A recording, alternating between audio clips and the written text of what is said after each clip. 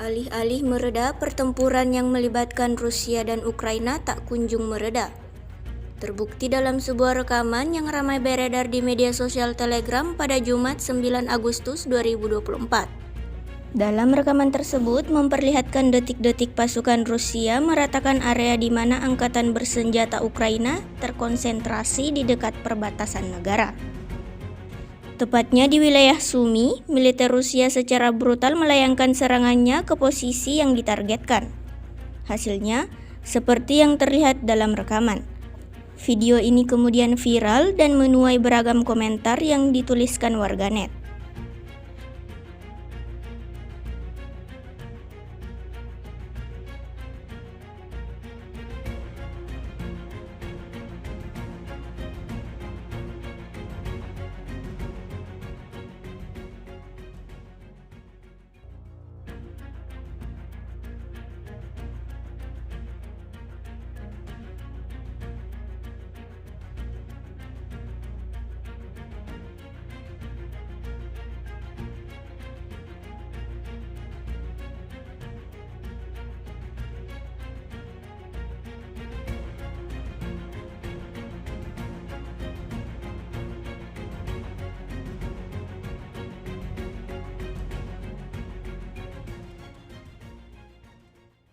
Download Tribun X sekarang, menghadirkan lokal menjadi Indonesia.